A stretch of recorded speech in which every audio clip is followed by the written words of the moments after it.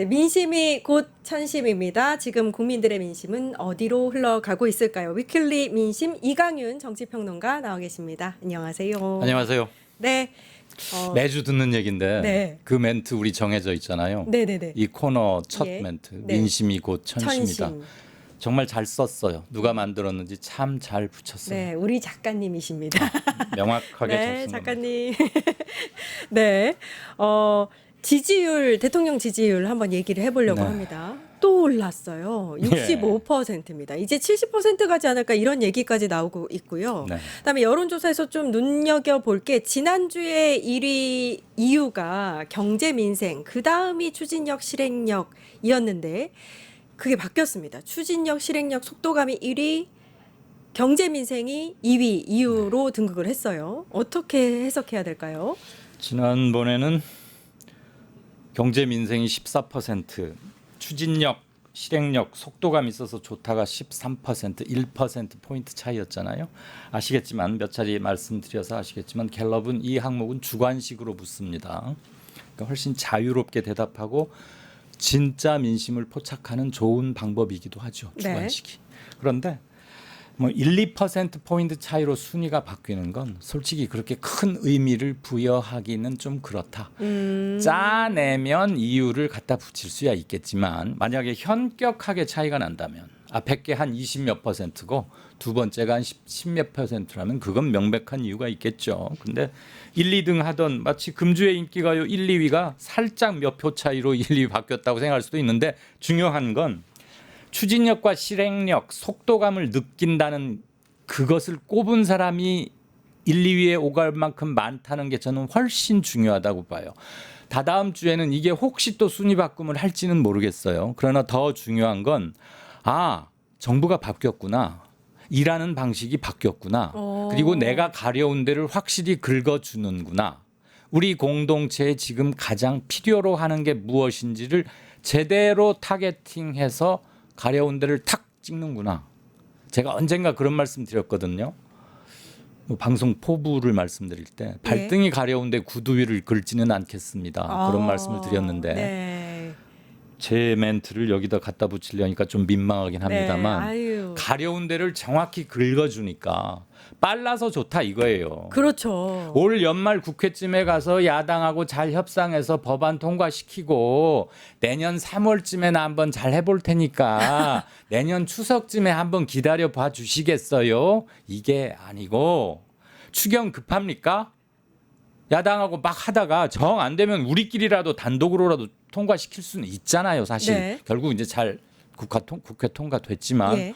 그래 저게 정부가 하는 일이야라는 걸 실감시켜 주니까 즉 정부가 왜 바뀌었는지 왜 바뀌어야 했는지의 효능감을 그냥 바로 가려운 데 긁게 했다 이거죠.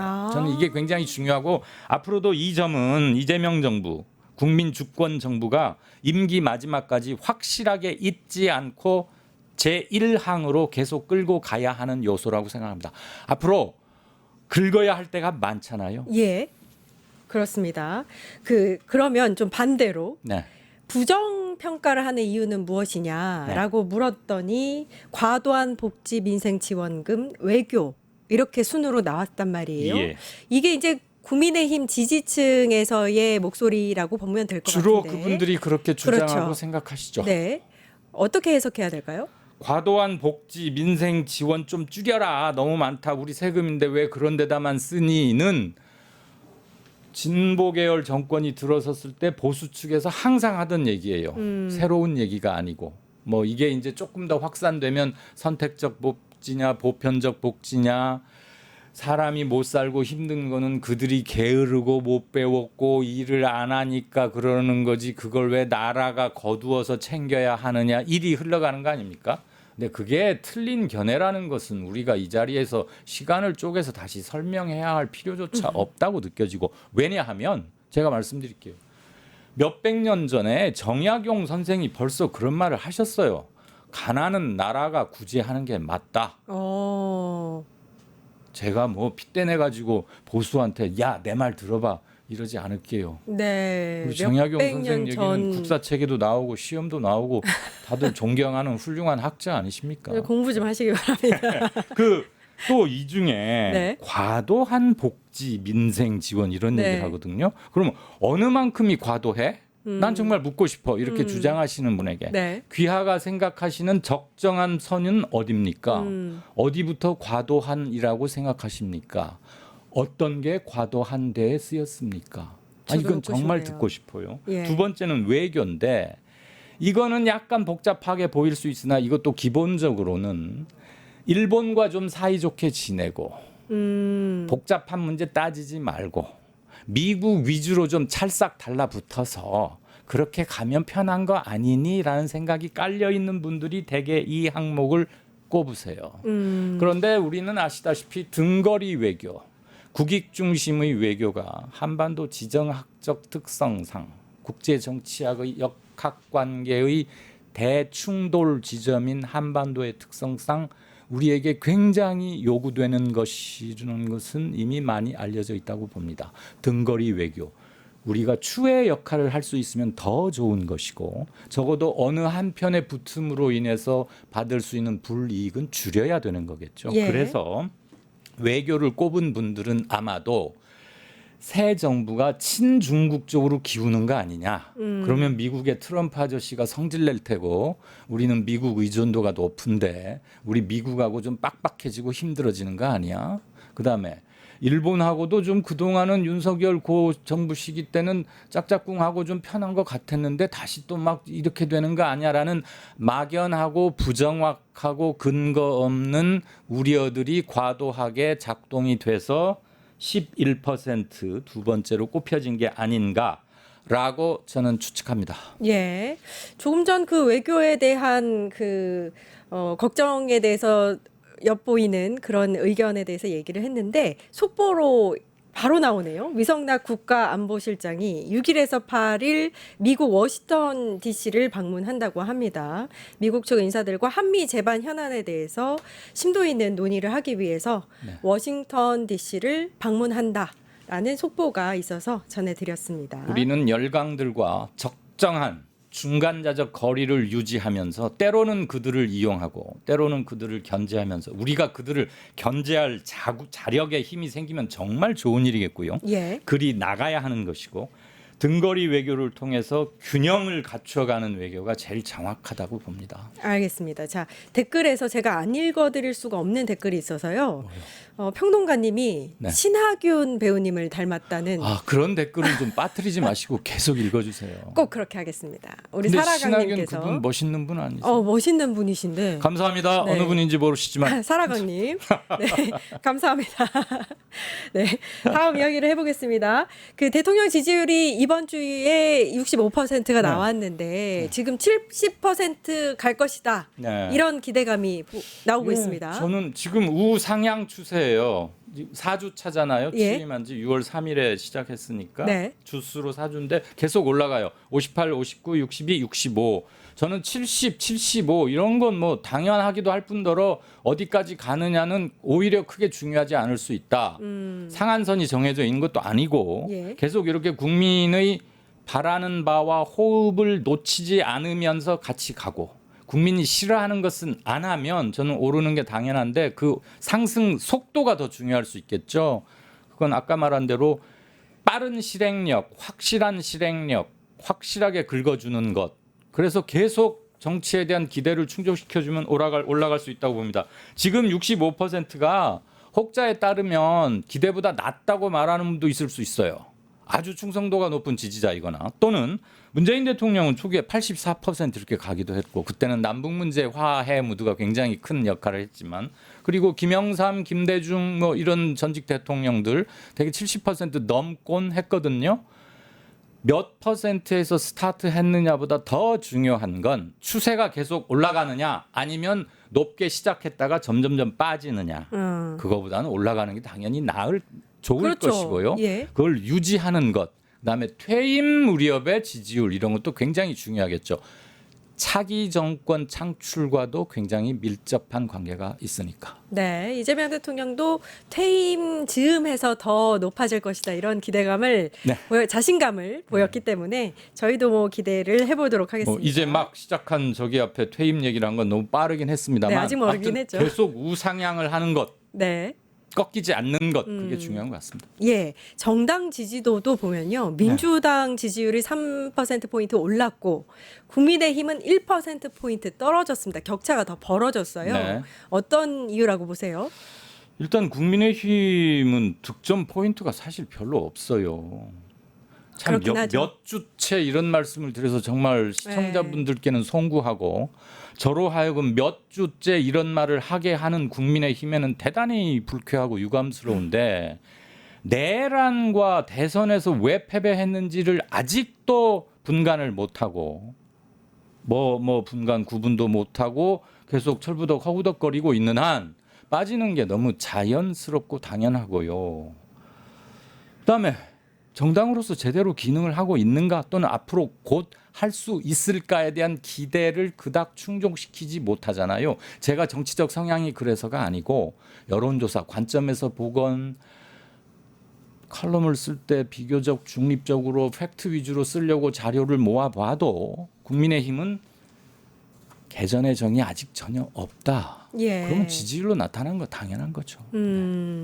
그 지금 이제 민주당 당대표 관련한 댓글이 너무 많아서 네. 그 이야기로 좀 바로 넘어가 현재 볼까 댓글이요? 합니다. 저도 앞으로 네. 그 댓글을 좀 보면서 방송을 해야 댓글에 되겠네요. 지금 정청래 의원님, 박찬대 의원님 비등비등합니다. 지금 응원하는 그 목소리가요. 이게 지금 현실인 것 같아요. 그러니까 예. 민주당 내의 당대표, 차기 당대표가 누가 될 것이다. 이렇게 확정적으로 얘기하는 분이 찾아보기 힘들 정도로 그러니까 각 지지자 빼고는 예. 정말 그 굉장히 비등비등한 그런 모습들을 보이고 그렇죠. 있어요. 표심이 어디로 갈 거라고 보세요? 솔직히 이거 모르겠어요. 네, 그죠? 저도 이게 모르겠어요. 전체 국민을 대상으로 하는 대선이나 총선보다 더 예측하기 어려운 게 물론 퍼센트가 뭐 권리당원, 당원 그다음에 일반 국민도 있지만 전체 국민 100%는 일단 유권자가 아닌 거고 그리고 요번에 가장 근자에 나온 갤럽 조사 보니까 정청래 32% 박찬대 28%로 나왔잖아요. 네. 지지율이. 예. 오차범위 2 내고 정청래가 조금 앞서는 건 맞아요. 자, 이름만 말합니다. 경칭, 직함 생략하고. 네. 정청래 후보가 아무래도 정치를 좀 일찍 시작했고 여러 가지 평지풍파도 겪은 바 있고 대중적으로 많이 알려져 있고 민주당이 뭐 보수당과 접전을 벌일 때 일선 프론트라인에 좀 자주 있기도 했고 그다음에 이재명이 힘들어질 때는 정청래가 파이어맨 역할을 해야 하는 거 아니냐라는 생각이 비교적 넓게 펴져 있는 것 같고 근데 더 지금 시점에서 중요해 보이는 건 나는 의견을 유보한다 아직은 그게 40%나 돼요. 많은데요. 그러니까 나 모르겠어 좀 첫 생각해보고 답할 내가 1등 40% 정청래 2등 32% 박찬대 3위 28% 그럼 딱 100%거든요. 예. 그래서 사실 두 사람 간에 무슨 큰 우열의 차가 있다거나 누가 대표가 되느냐에 따라서 민주당의 향로가 막 이리 갈게 저리 가고 그건 아니거든요. 우리 예측할 수 있잖아요. 그리고 이미 민주당은 유명한 몇몇 의원 몇 사람 또는 당대표가 누구냐에 따라서 산으로 갈까 바다로 갈까 할 정도의 정당이 아닙니다. 예. 민주당 내의 의견 형성 그룹에 국민이나 책임당원, 권리당원들이 파워가 대단히 막강하다는 얘기고 그것은 긍정적인 요소가 훨씬 많죠. 예. 좋은 기능이 많죠. 정당이 그들만의 리그, 그들만의 것이었기 때문에 정치는 항상 시민이나 민중을 배반해 왔고 그런 정치에 치를 떨었던 시민들이 정치적 자각과 단결을 통해서 자신들의 정치적 요구를 늘려왔고 권리를 확장시켜온 역사 아니겠습니까? 그렇다고 보면 저는 그 흐름에서는 누구도 벗어날 수 없다. 그럼 누가 되든 큰 문제는 없겠으나 아직은 지명도 차이라거나 이런 거 아닐까 싶고 조금 선거가 조금 남았잖아요. 예. 변할 요소는 있다고 보는데 저는 조심스럽게 뭐 정청래 박찬대 누구하고도 안 친합니다. 그 사람들도 저를 잘 모르고 정청래가 조금 우위에 있지 않을까 하는 그냥 느낌적 느낌은 있어요. 지금 지명도 문제 같아요. 네, 여론조사에서는 그렇죠. 근데 많이 남은 것 같은데 많이 남은 것도 아닙니다. 글씨는 별로 안 왜냐하면 남았어요. 7월 16일부터 권리당원 온라인 투표가 예. 진행이 되고요. 네. 20일부터 벌써 이제 영남권 온라인 뭐 투표가 계속해서 진행이 되거든요. 그리고 전체 임시 전국 당원원 대회가 8월 2일에 있는 거라서 네. 사실 어떻게 보면 한 열흘 정도 남았다고도 볼 수 그렇죠. 있다. 선거 개시로부터는 한 열흘밖에 안 남았고 예. 종료로부터는 한 20일 조금 더 남았는데 이 투표자들의 특징이 정치 의식이 일반 전체 국민의 투표에 비해서는 굉장히 높은 편이다. 그쵸. 그다음에 명확한 목표식으로 무장 또는 학습 또는 경험된 층이 아주 많다. 그다음에 저는 투표율도 매우 중요할 거라고 봅니다. 그러네요. 예전에 의외로 당내 투표에서 투표율이 의외로 높지 않을 때도 제법 많았고 때로는 공천이나 당 움직임에 대한 항의의 표시로 투표를 거부해버리는 경우도 있어 왔어요. 그런 것들도 저는 다 정치적 의사 표현이라고 봅니다. 그러니까 면밀하게 당에서 당신들은 그저 한 표를 던지는 객체적인 존재가 아니라 지금 민주당 새 정부는 민주당과 국민의 공동 정부라고 생각해야 합니다. 실질적으로 그게 맞고요. 예. 계엄 후 6개월간의 국민들 싸움 과정에서 함께 형성해낸 세력과 힘으로 이뤄낸 승리이기 때문에 그래서 이름도 국민 주권 정부 아니겠어요? 민주당의 차기 지도부 역시 국민들, 민중들, 시민으로부터 조금이라도 이탈되는 순간 어마어마하게 회초리를 맞을 것이고요. 그래서 시민들 흐름을 놓치면 절대 안 됩니다. 그냥 저한테 네. 한 표 주세요. 그럼 잘해볼게요. 이런 옛날 방식으로는 안 돼요, 이제. 지금 댓글 보면 두 분 다 너무 좋다 이런 의견도 많으세요. 각각의 이제 많겠죠. 후보를 네. 응원하는 목소리도 있으시지만, 그러니까 이게 아마 40%에 들지 않을까 싶습니다. 이 네. 목소리가. 그렇죠. 그러니까 둘 다 너무 좋은데 누굴 하지? 아직 둘 결정 다 못 하신 거죠. 싫어서 나는 둘 다 투표할 마음이 없어서 그게 40%가 아니고 네. 둘 중에 난형 난제인데 누가 돼도 크게 잘못될 것 같지는 않긴 하지만 앞으로 투표 개시 때까지 좀 더 보겠다. 그리고 주변 의견도 듣고 그거야말로 전략적 투표인 거죠. 이거 인기 투표는 아니잖아요. 네. 그 민주당 선거는 지도부 선거는 일단 당원들의 목소리가 굉장히 많이 들어갑니다. 네. 대의원 15%, 권리당원 55%니까 전체 70%를 차지하거든요. 예. 이럴 경우에는 당심이 누구에게 가느냐도 중요할 것 같고 그 당심은 이재명 대통령의 의중도 중요할 것 같기도 하고 그래서 사실 두 후보 다 친명에 대한 이야기들을 하고 있는 거겠죠. 네. 네, 그건 어떻게 보세요? 그거는 정권 막 출범기이고 앞으로 해나가야 할 것들과 향후 전국 구도, 그다음에 내년에 지방선거, 그다음에 보수 세력을 확실히 고립시켜서 터무니없는 말도 안 되는 일이 또다시 벌어져서는 안 되잖아요. 네. 그동안에 파행을 거듭해왔던 한국의 정치 지형을 바꾸는 거대한 변화의 시작점에 와 있다고 저는 봅니다. 그래서 전략적 판단이 중요한 것이고요. 결국은 한두 사람에 의해서 움직이는 정치판은 후진적이고 봉건적인 거예요. 예. 그리고 이재명 대통령도 그런 걸 원하지 않을 겁니다. 그렇게 가서도 안 되겠고요. 다시 한번 말씀드리지만 당원은 투표만 하는 장기판의 조리더는 아니다. 움직이는 추동적 힘이 당원들에게서 나오는 것이고 당원들의 눈 밖에 벗어나거나 의중에 벗어나는 한 바로 당신은 파문당하고 혼난다는 것을 누구도 거스를 수 없는 원칙으로 만들어가는 출발점에 우리는 있다. 그런 점에서 저는 정치성과 역사성을 획득하고 있다고 봅니다.